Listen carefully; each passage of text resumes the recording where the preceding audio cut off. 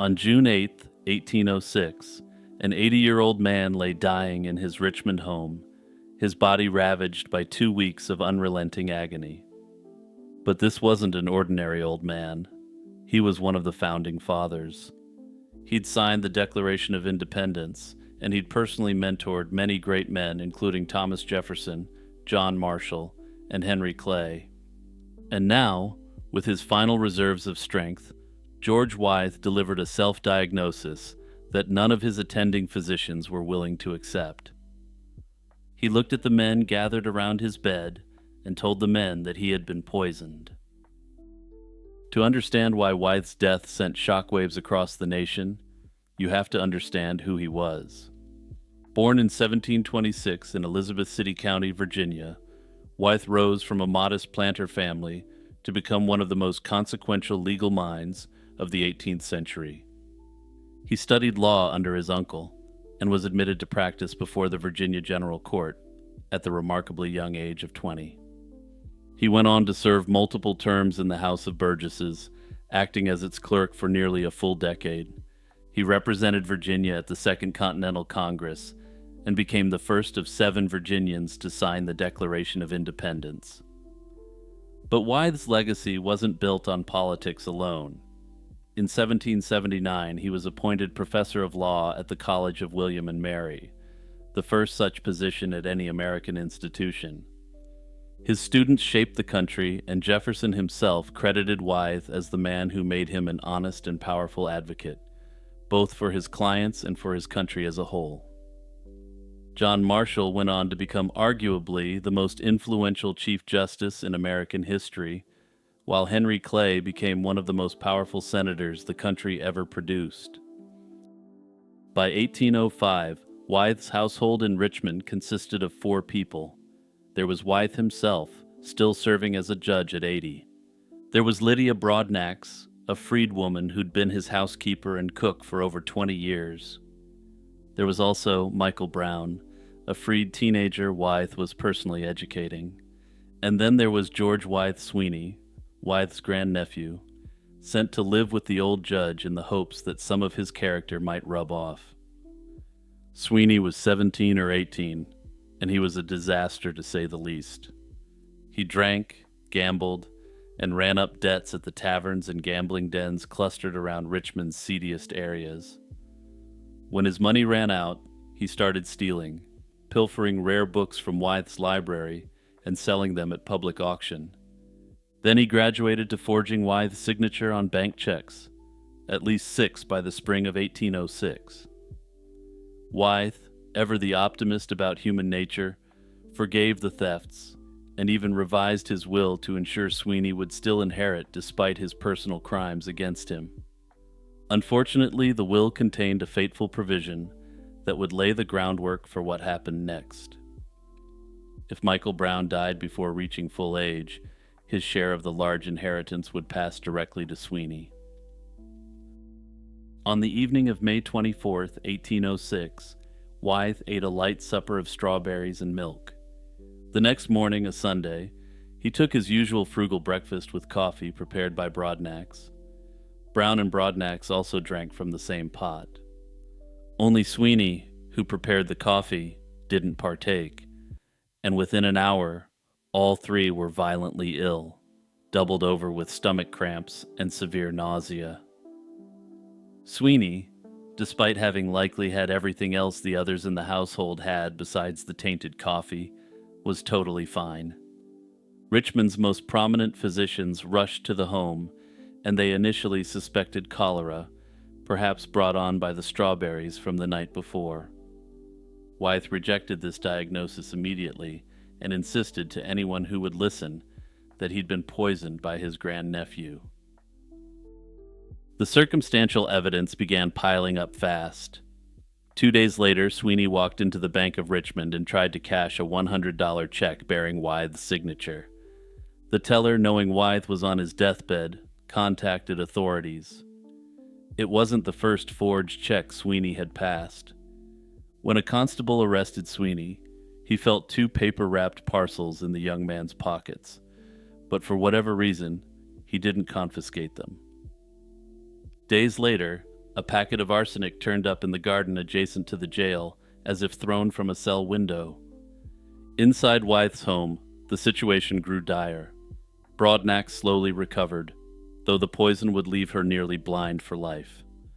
Michael Brown wasn't so fortunate, and he died on June 1st, just 1 week after drinking the tainted coffee. Upon hearing the news, Wythe summoned his attorney Edmund Randolph and signed a codicil disinheriting Sweeney entirely, redirecting his share to Sweeney's siblings. And you're going to want to keep Randolph's name in mind, because he would play a very bizarre role in the criminal trial, especially given his tangential involvement in the case. The old founding father lingered another week in excruciating pain, and on June 8th, 1806, this founder of the Republic had slipped into history once and for all. Wythe's funeral at St. John's Church in Richmond was the largest Virginia had ever seen. Businesses shut down across the city, and thousands of mourners lined Main Street as the procession wound from the Capitol to the burial site. Newspaper coverage of his mysterious death captivated American readers throughout the summer and fall. President Jefferson's grief for his fallen law professor was profound and lasting. He called Wythe the purest character he'd ever known, described him as his best friend, and characterized the suspect as possessing a depravity previously known only in fables. Those close to Jefferson noted that his personality seemed to darken in the months that followed, even as his political fortunes remained strong. Sweeney was arrested on June 18th and charged with a number of offenses related to the poisoning. In the court of public opinion, Sweeney was already guilty as charged, and what happened next would ignite a firestorm of rage. Virginia Attorney General Philip Norborne Nicholas led the prosecution in what most expected to be a swift conviction. Witnesses testified that Sweeney had asked friends about procuring poison weeks before the incident. A friend said Sweeney had sought advice on obtaining ratsbane, a common arsenic-based rodent poison. The Richmond mayor, who took it upon himself to do some amateur sleuthing, found arsenic powder in a shed on Wythe's property. Doctors who performed autopsies on both victims also found severe stomach inflammation consistent with arsenic, again pointing to the nefarious Sweeney. But the prosecution's case had a fatal weakness that had nothing to do with the evidence itself. The most important witness was Lydia Broadnax, as she was the only innocent person who had been in the kitchen that Sunday morning. She'd watched Sweeney handle the coffee pot and toss a small white paper into the fire. She'd drunk from that same pot and nearly died. According to the later account of George Wythe Munford, the son of one of Wythe's law students and a man who knew Broadnax personally, she'd also witnessed something damning. Sweeney was rummaging through Wythe's desk and inspecting the will the day before the poisoning. Her testimony should have easily sealed Sweeney's fate, but Judges Joseph Prentice and John Tyler Sr. ruled that Broadnax couldn't testify.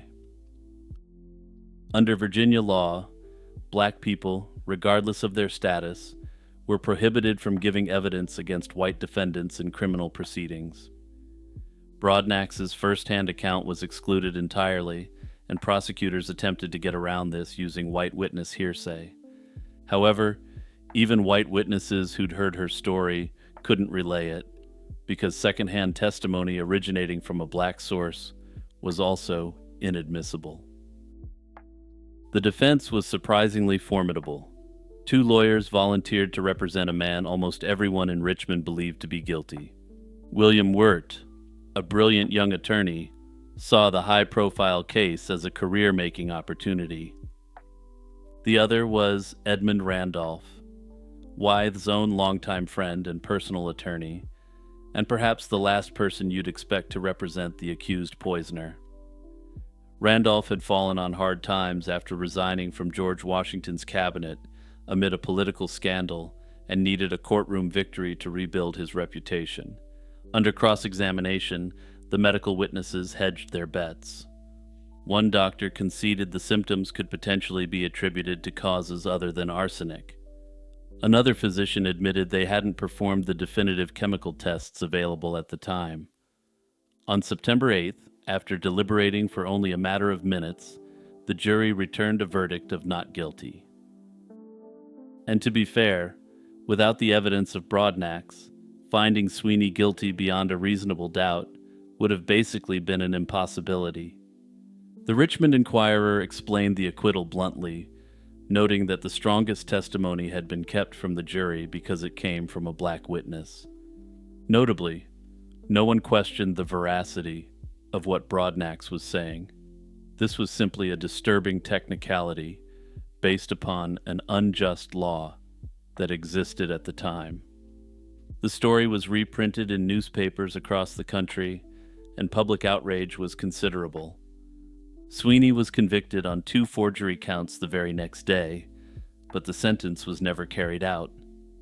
He left Virginia shortly after, and reportedly ended up in Tennessee, where he was eventually convicted of horse theft and spent several years in prison. However, there's an extremely bitter irony here that's hard to ignore, if we're going to assume that Sweeney was guilty. And just to be clear, based upon all evidence, including the evidence of Broadnax that was excluded, I personally believe that Sweeney was guilty. But let's get back to the irony of the result itself.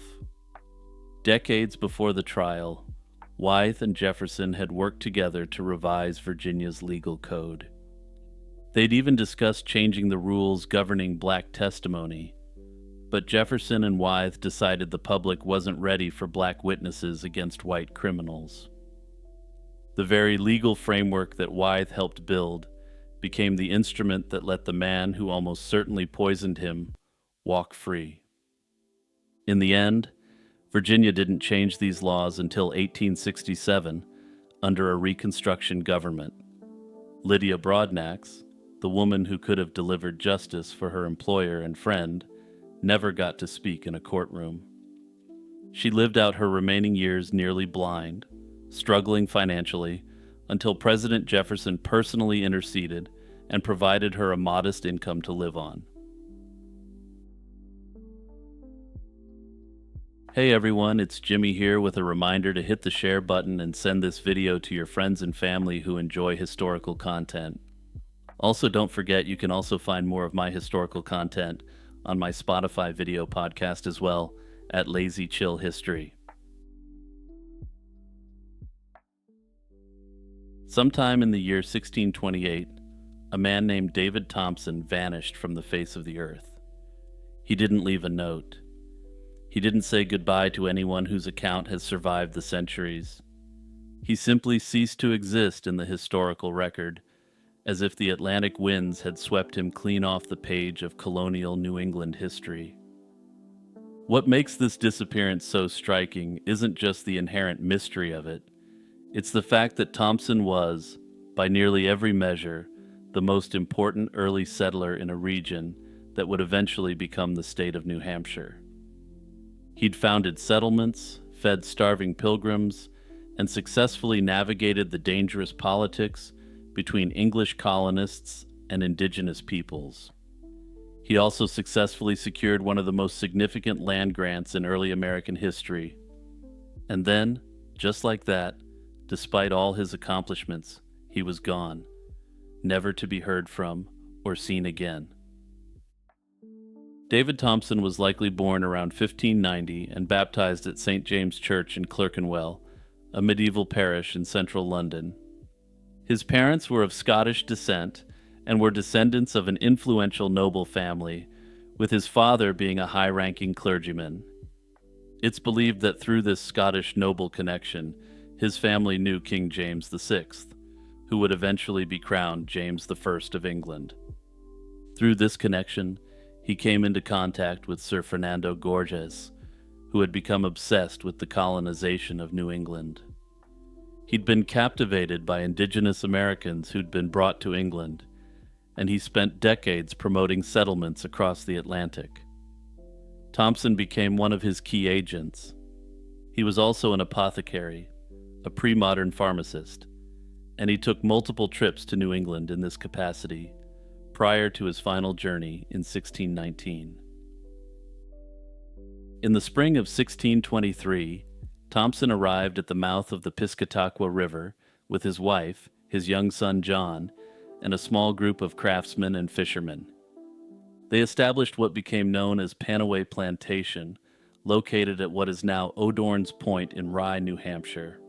Under the terms of his indenture with 3 Plymouth investors, Thompson and his crew were expected to run a profitable fishing and trading operation for 5 years. In exchange, they'd receive 6,000 acres of land and an island of Thompson's choosing.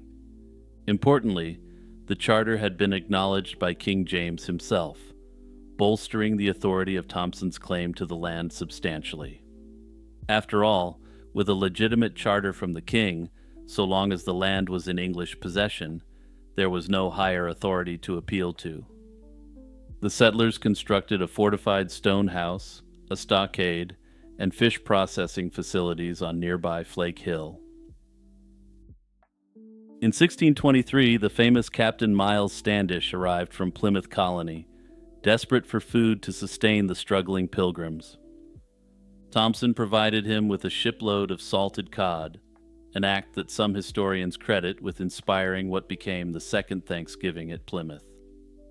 Captain Richard Gorges, the son of Sir Fernando, also visited Panaway and formally deputized Thompson as an officer of the Council for New England.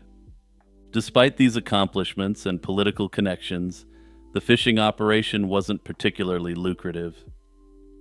Thompson himself expressed doubts about the viability of England's various colonization efforts. By around 1625 or 1626, he'd made the decision to relocate his family southward to a fertile 170-acre island in what would become Boston Harbor.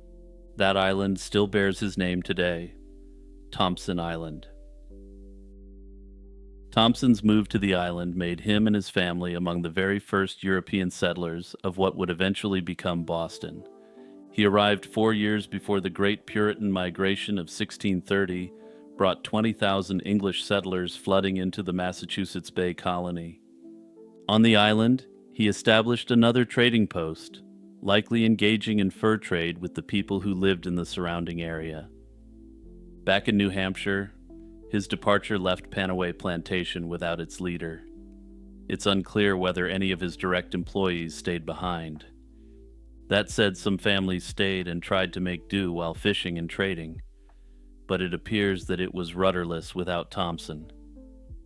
The settlement faltered, and by around 1630, it appears to have been abandoned entirely. The buildings fell into disrepair, and the exact location of Thompson's original structures has never been confirmed through archaeology. And then came 1628. David Thompson, by then in his mid to late 30s, vanished. The historical record simply goes silent. There's no death certificate, no burial record, no contemporary account of what happened to him. He was alive and running a trading operation, and then he wasn't. Historians have put forward 2 main theories. The first and most commonly cited is that Thompson drowned in Boston Harbor. Life on a small island in the 17th century was inherently dangerous. The waters were unpredictable, small boats were unreliable, and a man who spent his days fishing and trading would have been on the water constantly. An accidental drowning wouldn't have been unusual, and in such a sparsely populated area, a body lost to the harbor might never have been recovered. The second theory is darker.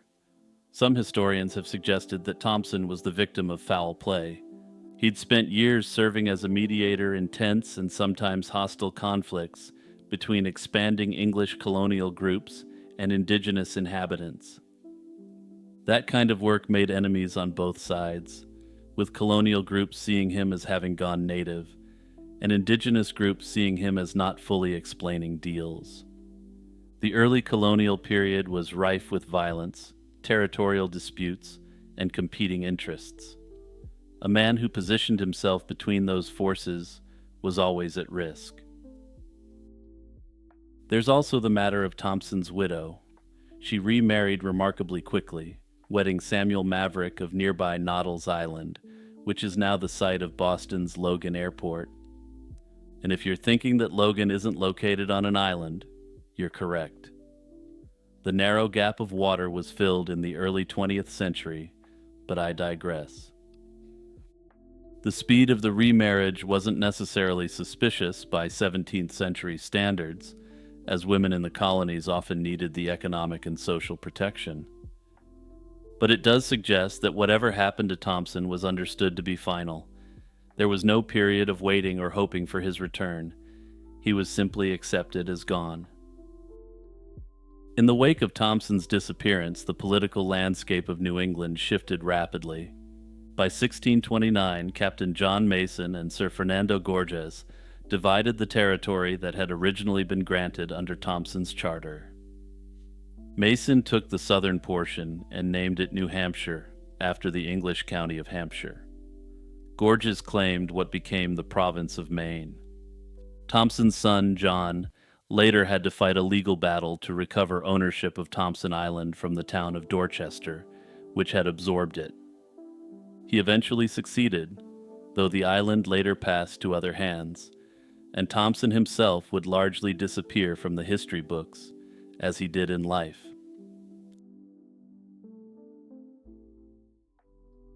November 22nd, 1963, dawned like any other Friday morning in the coastal town of Oxnard, California. As telephone operators managed the routine flurry of calls, nothing seemed out of the ordinary until just after 10 a.m. One call broke the calm and turned into a chilling footnote of history. While President John F. Kennedy waved to cheering crowds in Dallas that day, thousands of miles away, an Oxnard operator found herself connected with a bizarre individual. There was absolutely no greeting from the caller, only faint static, and then a whispering voice. The operator and a colleague listened in astonishment as an unknown woman on the line softly warned that the president was about to be slain. It sounded unbelievable, perhaps just a cruel prank, or the ramblings of a disturbed mind. But within minutes, it came true. Barely 15 minutes after that hushed warning, news broke that President Kennedy had been shot in Dallas. Shortly after 10 a.m. Pacific Time, the call reached the General Telephone Company's Oxnard switchboard. The operator heard only static at first and, concerned someone might be in distress, brought in a fellow operator to listen. They then caught the faint voice of a woman whispering a dire prophecy. President Kennedy would die at 10:10 that morning. Startled, the operators noted that 10:10 was only minutes away. When that time passed without incident, the voice returned and calmly updated the prediction, now saying the president would die at 10:30. By about 10:25 a.m. Pacific Time, the perplexed operators decided the caller was likely just an unhinged individual. They disconnected the line, completely unaware of what was about to happen in Texas. In Dallas, it was about 12:25 p.m. President Kennedy's motorcade was making its way through downtown. 5 minutes later, at 12:30, shots rang out in Dealey Plaza. This fulfilled the caller's final ominous prediction, to the minute. The anonymous woman's message was not only timely but also bizarre, and she made claims about the government going up in flames. Her whispers came in a rhythmic, rapid cadence, as if she were reciting from a script or manifesto. The content was so outlandish that the operators truly believed the woman was mentally unstable. Curiously, for one moment during the call, the woman even slipped out of character when an operator offered help. The unknown woman responded in a normal voice that she was just using the phone as normal, then promptly went back to her frantic whispering. As soon as the tragedy involving President Kennedy became known, the telephone operators and their supervisors reported the strange call to authorities. Once the Oxnard exchange manager contacted the local police, the FBI was notified within hours of the shooting. The Bureau took the tip seriously and an FBI report marked urgent was filed by 5 that very day, detailing the operator's chilling account. Agents were dispatched to interview the 2 operators, and every detail of the call was dutifully documented. Tracking down the mystery caller, however, proved impossible.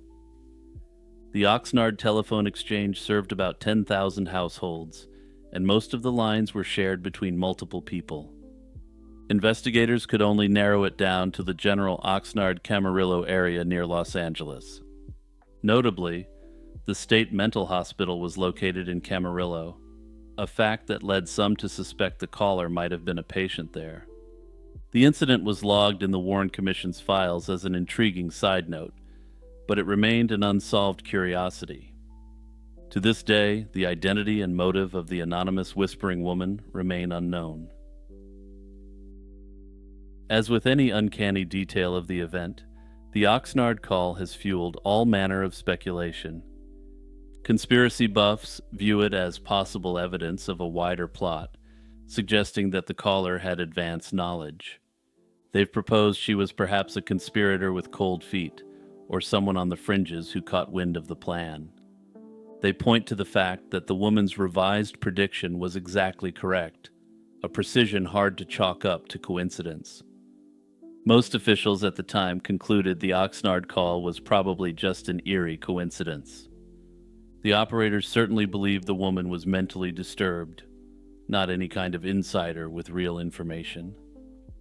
Experts have noted that all presidents receive innumerable threats or warnings every day, though the revised prediction being at the exact correct time is of course uncanny. Whether one sees it as evidence of a conspiracy or simply a bizarre coincidence, the Oxnard phone call remains one of the most puzzling, unsolved footnotes in the entire Kennedy saga. In 1945, the United States ambassador in Moscow received a wooden plaque of the Great Seal of the United States as a goodwill gift. Little did he know, inside this diplomatic gift was a covert listening device that was so ingeniously designed it fed American secrets to the Soviets for years without detection. For 6 years, this carved seal hung quietly in the ambassador's office, while Soviet intelligence eavesdropped on conversations at the highest levels. The bugging device hidden within, later dubbed the Thing, was unlike any bug the world had seen, a passive device with no battery or wires that stayed silent until activated by the Soviets. The secret listening device inside the Great Seal was the brainchild of Soviet inventor Leon Theremin, the famed inventor of the bizarre instrument that bears his name. Unlike typical spy bugs of the era, Theremin's creation had no active transmitter, no wires, and no power source of its own. It consisted of a tiny metal cylinder with a thin diaphragm, acting as a microphone, attached to a long antenna, a passive cavity resonator, cleverly concealed inside the wooden seal. When Soviet operatives beamed a high-frequency radio signal at the ambassador's office from a van outside, this hidden device would come to life.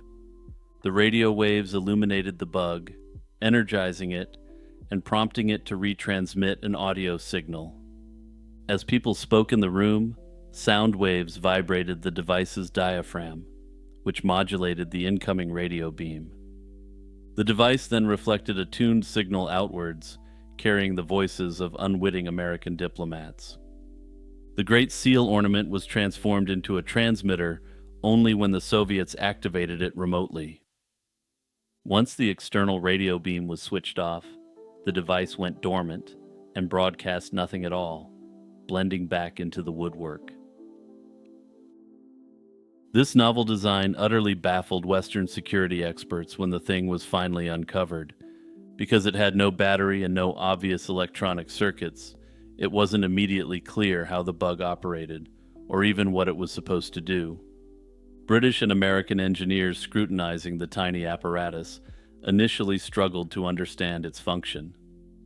It reportedly took technical officers about 2 months of analysis to figure out that the device was an ingenious passive transmitter, powered by an external radio beam.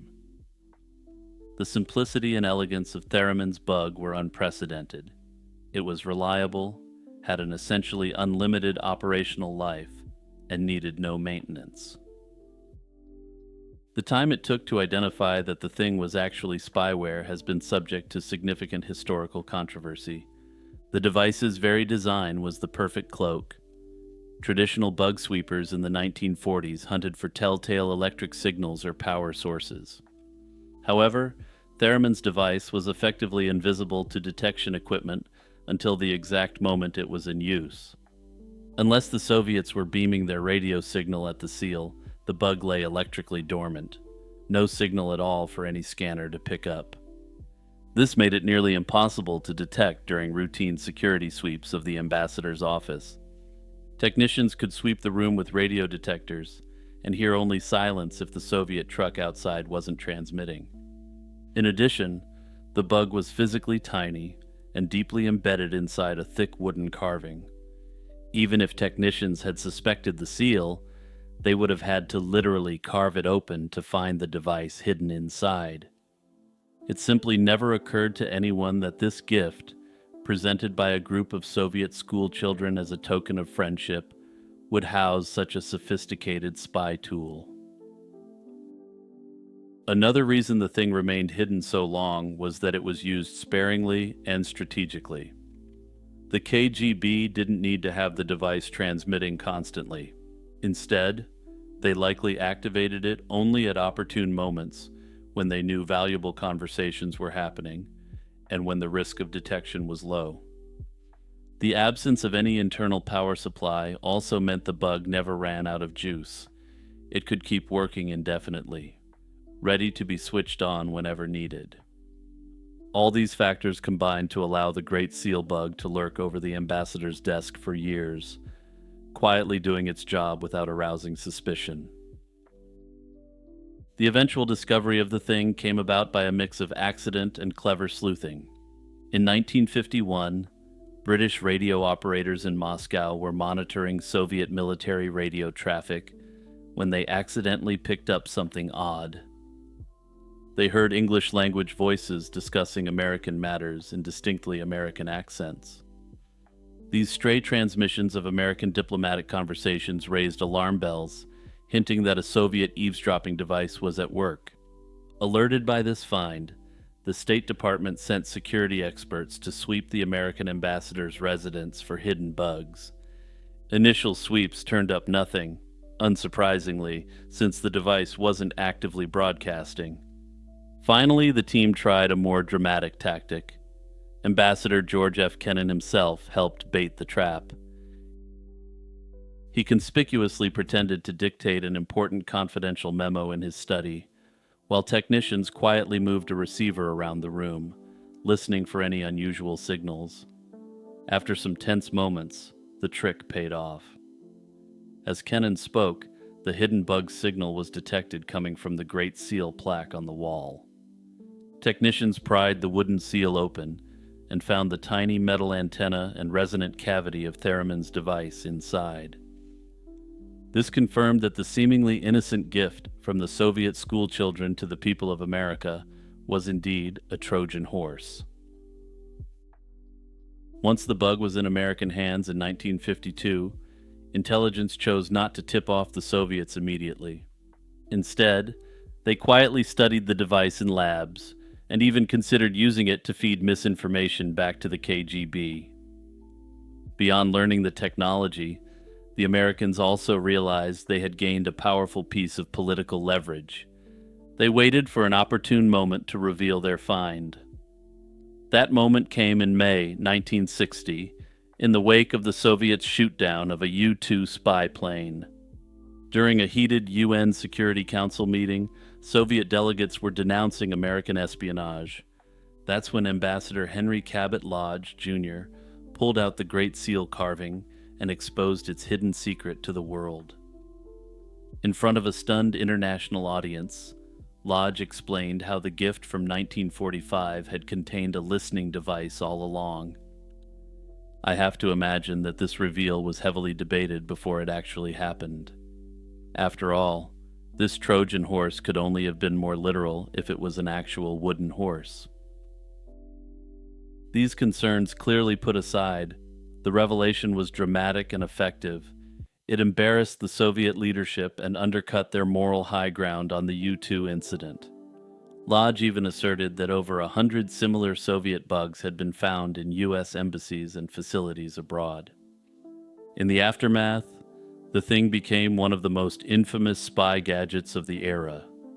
Its story was like something out of a James Bond film or a spy novel, a seemingly benign plaque that silently listened to diplomats' conversations for years.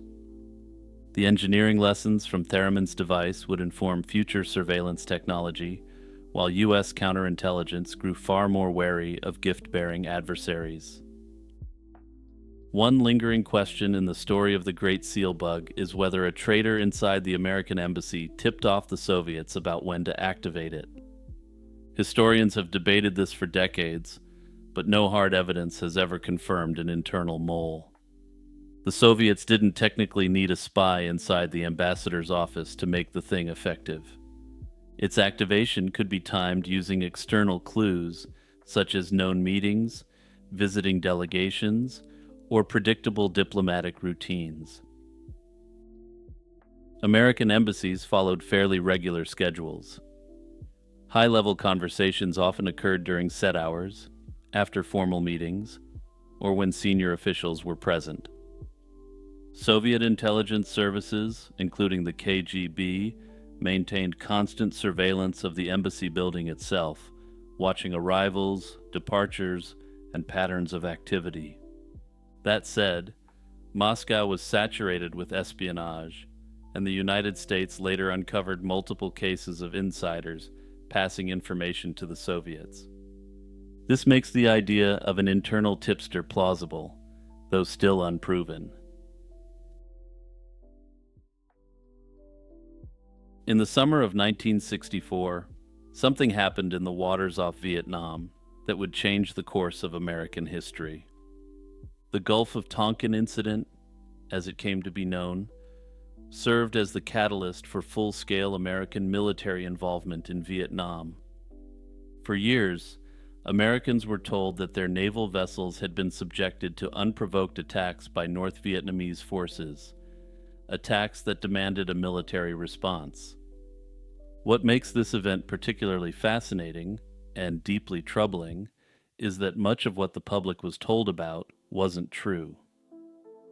Decades later, declassified documents and admissions from key figures have revealed a far more complicated and unsettling picture of those fateful August days.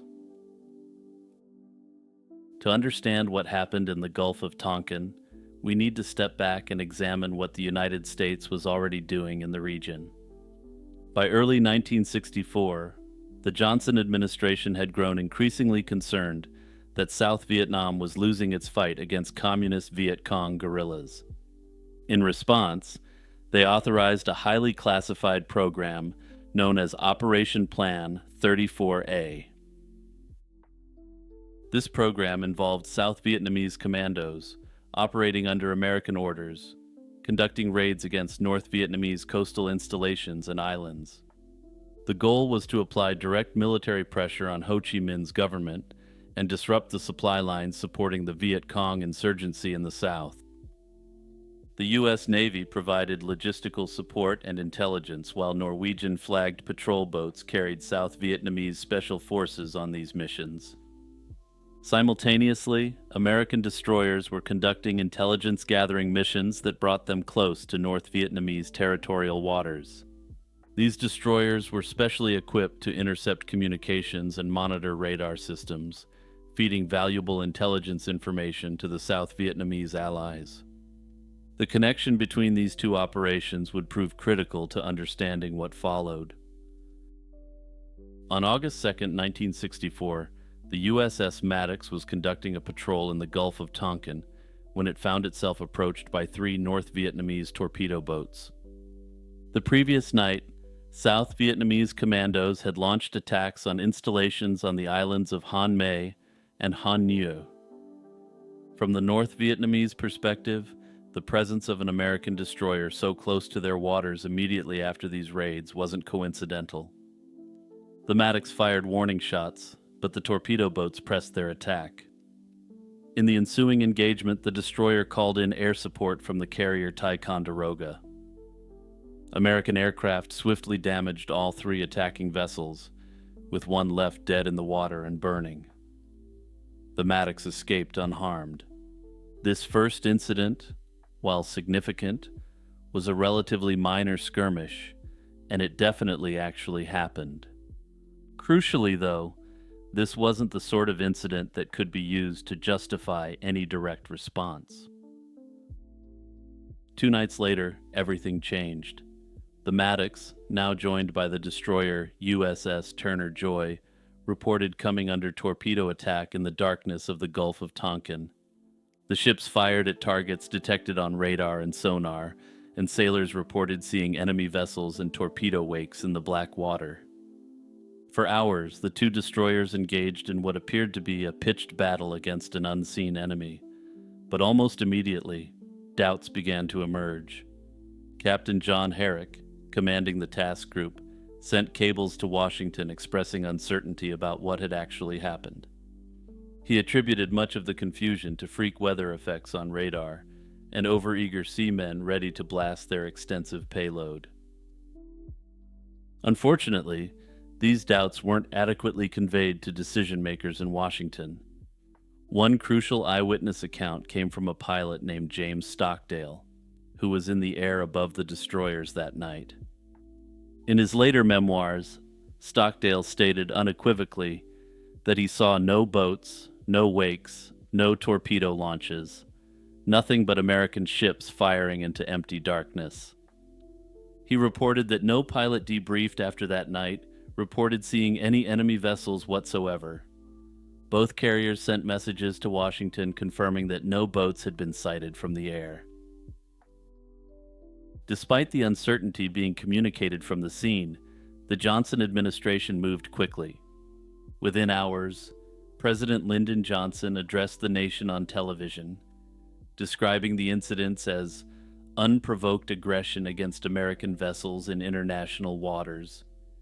He ordered retaliatory airstrikes against North Vietnamese naval bases, and within days, Congress had passed the Gulf of Tonkin Resolution with overwhelming support. The House of Representatives approved it unanimously, while the Senate passed it with only 2 dissenting votes. The resolution gave the President sweeping authority to take whatever measures he deemed necessary to repel armed attacks and prevent further aggression in Southeast Asia.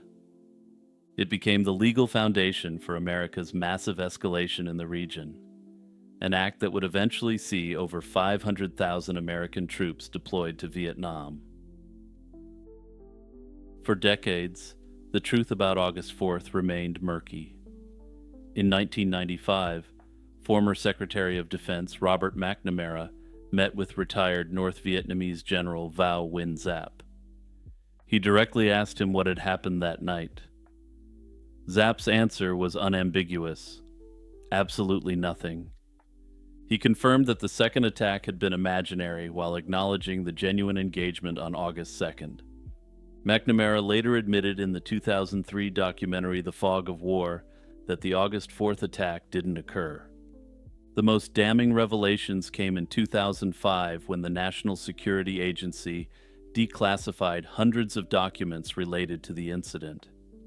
An internal historical study conducted revealed that intelligence had been deliberately manipulated to support the conclusion that an attack had occurred. Approximately 90% of the intercepted North Vietnamese communications from that particular night didn't support the attack narrative. Instead, they actually showed North Vietnamese vessels engaged in salvage operations for boats damaged on August 2nd. Key phrases had been mistranslated, and reports from different dates had been combined to create a false narrative. President Johnson now had what amounted to a blank check from Congress, and Operation Rolling Thunder, a bombing campaign against North Vietnam, began in February 1965. American ground troops followed shortly after, By 1968, the United States had committed hundreds of thousands of troops to a conflict. This engagement would ultimately claim over 58,000 American lives and untold millions in Vietnam and surrounding countries. The conflict tore American society apart, spawned a generation of protest movements, and forever changed how citizens viewed their government's honesty.